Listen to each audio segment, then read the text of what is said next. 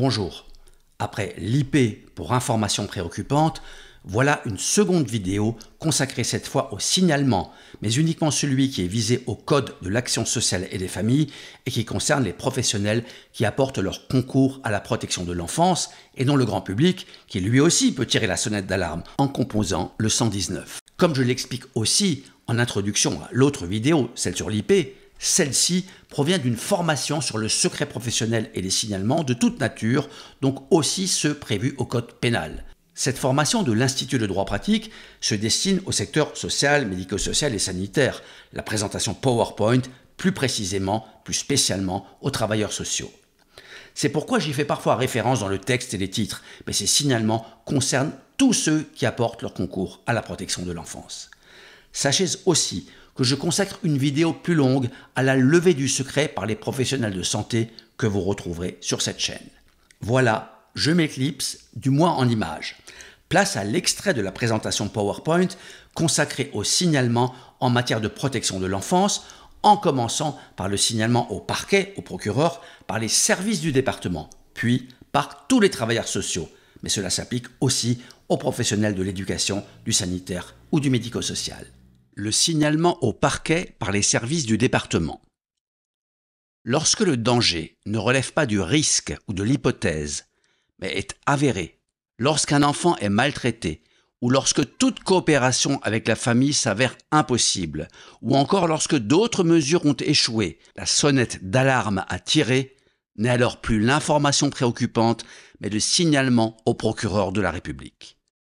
L'article L. 226-4 du Code de l'action sociale et des familles est divisé en deux parties.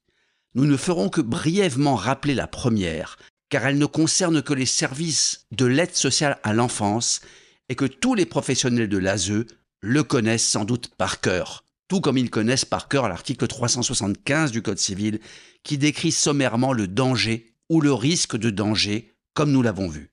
Nous avons aussi vu qu'il peut exister des divergences d'appréciation sur la nécessité ou l'opportunité de faire une IP ou un signalement. Par ailleurs, l'articulation des dispositions du Code de l'action sociale avec celle du Code pénal peut aussi être source de confusion. Dans la première partie de l'article, il est imposé aux services départementaux de faire sans délai un signalement au parquet en vue de la saisine du juge des enfants si plusieurs conditions sont remplies, la première étant que l'enfant soit en danger et non en risque de danger, au sens de l'article 375 du Code civil. Mais cela ne suffit pas, s'y ajoutent d'autres conditions. La première est que l'enfant ait déjà bénéficié de mesures d'assistance éducative de nature administrative et qu'elles aient échoué. La seconde concerne l'enfant qui n'a pas pu bénéficier de ces mesures éducatives du fait de l'opposition de la famille.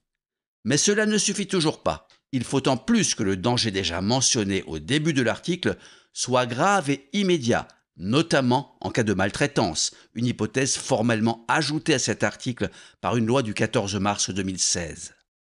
À tout cela s'ajoute une hypothèse, celle où le danger est présumé, mais impossible à évaluer. La première partie de l'article s'achève par des modalités procédurales dont vous pouvez prendre connaissance en cliquant sur le lien de l'article. Même si la dernière hypothèse, celle du danger supposé est impossible à évaluer, s'apparente plus à une situation préoccupante qu'à une certitude, il est intéressant de constater que la formulation de cet article, en particulier depuis la loi du 14 mars 2016, marque la priorité de la prise en charge administrative fondée sur un accord entre les parents et le département au détriment de l'action judiciaire. Le signalement et donc la judiciarisation, c'est vraiment pour les cas graves ou au moins dont on pense qu'ils le sont, ou lorsque la voie contractuelle a échoué ou est impossible à mettre en œuvre. Il est temps de passer à la diapo suivante. Signalement au parquet par tout travailleur social. Article 226-4, deuxième partie, du Code de l'action sociale et des familles. Toute personne travaillant au sein des organismes mentionnés à l'avant-dernier alinéa de l'article 226-3 qui avise directement, du fait de la gravité de la situation, le procureur de la République de la situation d'un mineur en danger, adresse une copie de cette transmission au président du conseil départemental.